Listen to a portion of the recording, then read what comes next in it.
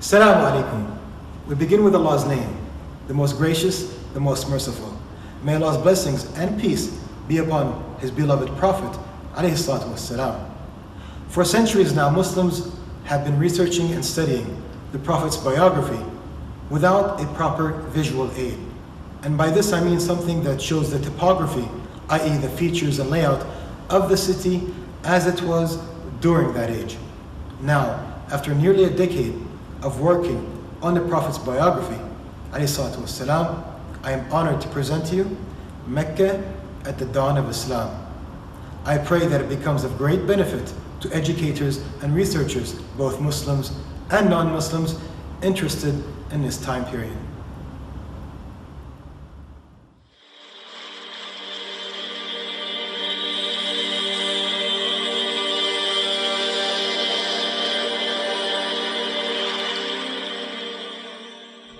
Mecca at the dawn of Islam is the Mecca where the blessed Prophet Muhammad ﷺ grew up. It is the Mecca where the first revelations of the Quran were revealed. The holy city's borders are beyond just the town around the Kaaba, but rather also holds within them Mount Arafat, Mount Hira, and Mount Thor.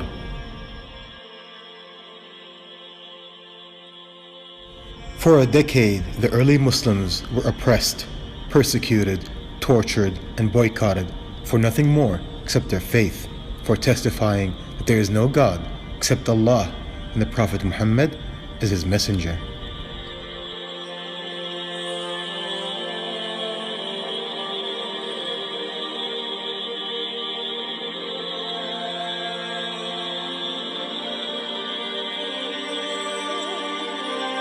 To the east of the city, we see the location of Mount Arafat, with Ghar Thor or Cave Thor to its west, just north of the city, and to the east and northeast we see where Mina is, and above it, the Cave of Hira.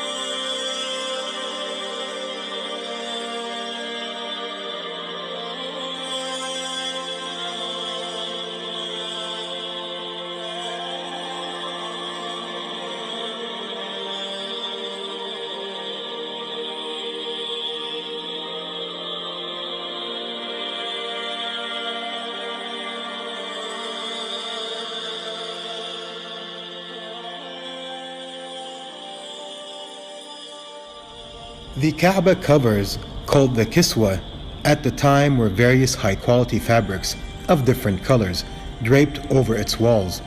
The Zamzam well, water, is raised here for illustration, but is usually far lower and deeper in the well.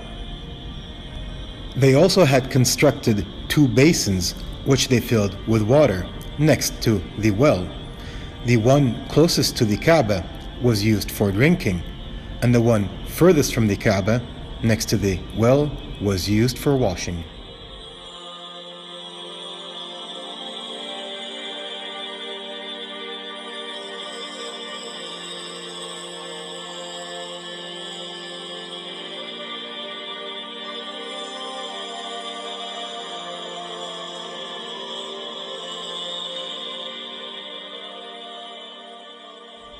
The southern half of Mecca had the homes of the two most prominent companions of the Prophet Muhammad ﷺ, Abu Bakr as-Siddiq radiyallahu anhu, the first of the rightly guided caliphs, whom even prior to Islam was the Prophet's closest companion.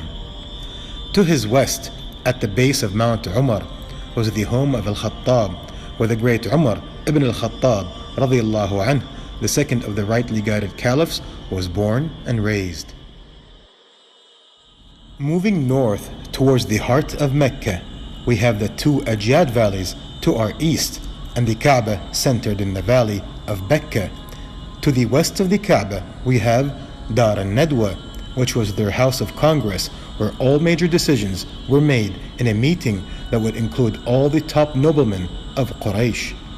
To the south of the Kaaba, we see the home of Hani radiallahu anha, which was where the Prophet Muhammad والسلام, was awakened and taken on the miraculous journey of Al-Isra and Mi'raj. To her east are the homes of Abdullah ibn Jad'an, where the Fudul Pact had taken place when the Prophet Muhammad was 15 years old. And further into the Ajyad Wadi, we see the home of Uqba ibn Abi Mu'ayt, one of the Prophet's severest enemies. Further to his east is the home of Abi al-As and his wife Zainab radiallahu anha, the daughter of the Prophet Muhammad alayhi salatu wassalam. In the opposite valley to their north is the home of the wickedly evil Abu Jahl.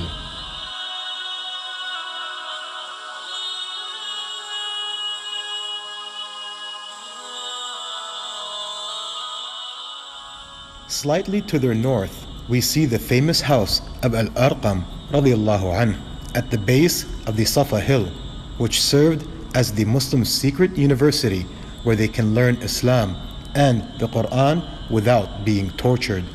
To the north of the Kaaba and the Zamzam well, we see the famous Bani Shayba gate, which is the northern main gate into the Kaaba area.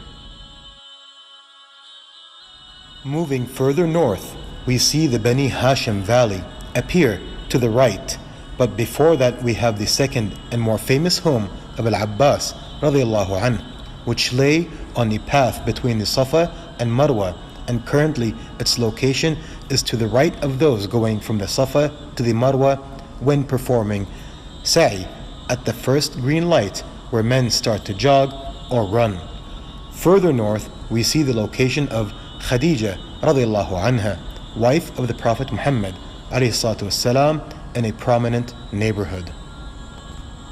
In the same block, at the base of the Marwa hill and facing the path, we see the home of Abu Sufyan radiallahu anh. Just north of him and also at the Marwa hill, we see the home of the oppressive and corrupt Utbah bin Rabi'ah, one of the worst neighbors one could imagine. And the closest to the home of Khadija was the house of Mu'tib bin Abi Lahab, who unlike his evil father eventually did embrace Islam. Then to their east, at the entrance to the Bani Hashim valley, we see the house of Abdullah, the Prophet's father, and where he, sallallahu alaihi wasallam, was born. Further into the mouth of the valley, we see the home of his protective uncle, Abu Talib, and at the base of the mountain is the home of his evil uncle, Abu Lahab.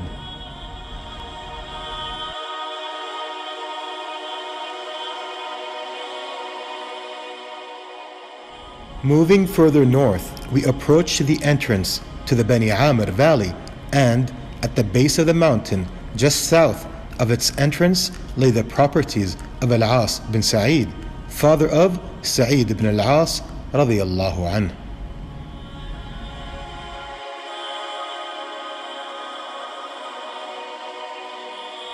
Leaving the Bani Amr valley, to our east and facing directly north, we see what I call the Red District, which is an area where adultery tents with red flags on them were located, and generally a rather sinful place. Then to the east we have the sheep market just outside the mouth of the Bani Amr valley. And in the distance ahead is the graveyard, and it is in this graveyard near the base of the mountain where Khadija radiallahu anha was buried.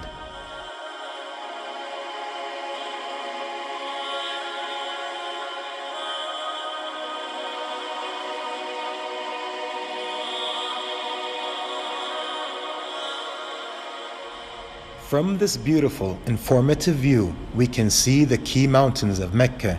What is important to highlight is that north points to the right of the screen in this view, and south is to the left.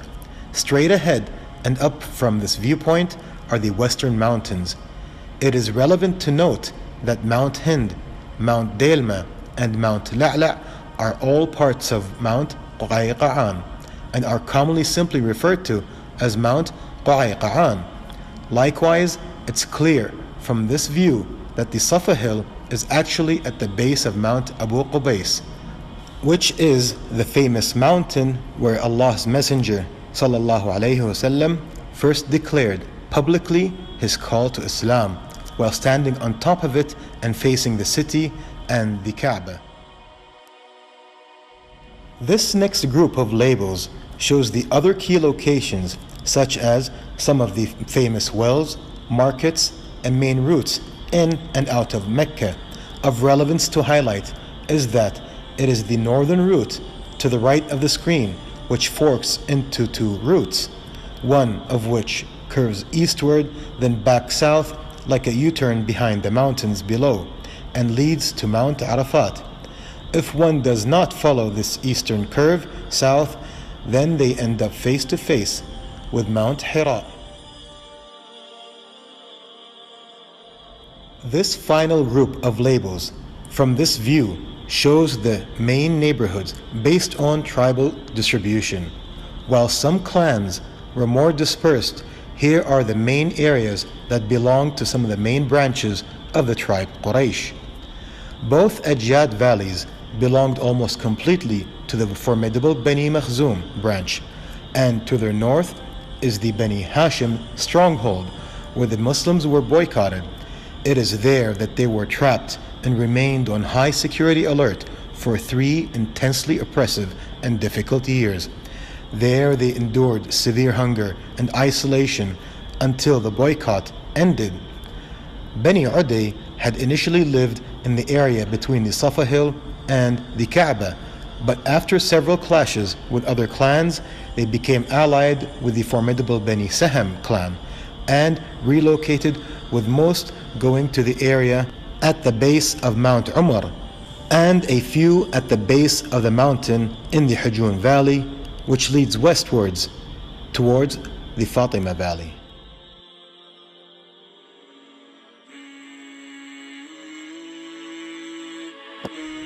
From Khadija's home, the Prophet in his final years before prophethood would exit the northern path of Mecca and head to the cave of Hira, which was rather difficult to reach and located at the top of Mount Hira. It is there on that destined blessed night in the holy month of Ramadan that the first verses of the Quran were revealed. There, high on top of Mount Hira, the ayat descended. After Muhammad's prophethood, ﷺ, he was met with severe resistance. Then, after 10 years of severe oppression, persecution, and torture, Allah gave permission for migration to Medina. Meanwhile, Quraysh plotted to kill the Prophet Muhammad ﷺ and chose a group of nobles from amongst them to perform this evil act. As the great and courageous Ali bin Abi Talib radiyallahu anhu slept in the Prophet's bed as a deception, the Messenger of Allah sallallahu alaihi wasallam made his way to the home of Abu Bakr radiyallahu anhu, who had already prepared everything for the journey. From Abu Bakr's home, the Prophet and Abu Bakr moved south out of Mecca towards the cave of Thor. When Quraysh became aware that their target was no longer in a city, they sent urgent search parties throughout the land and placed a large ransom for anyone who would find and kill the blessed Prophet ﷺ. For 3 nights, Allah's Messenger ﷺ and Abu Bakr radiallahu anhu hid in Ghar Thor, after which they took the long and dangerous journey to Medina. It was only after this migration that the call to prayer was established publicly and Islam grew strong and eventually liberated Mecca. Mecca, which remains the holiest city in Islam, and pilgrims till this day perform Hajj every year and praise Allah night and day.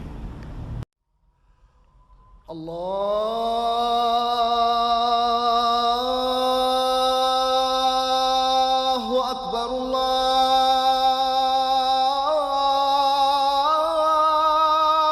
Akbar.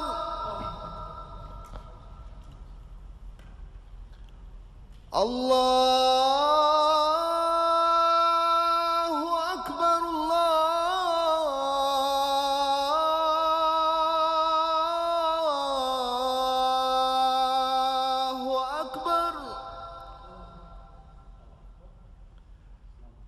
أشهد أن لا إله إلا الله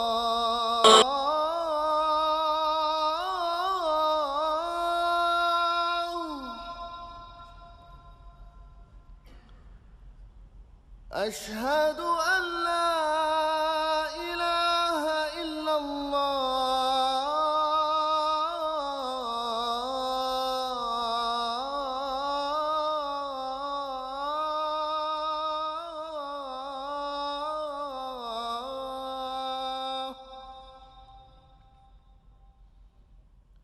أشهد أن محمدًا رسول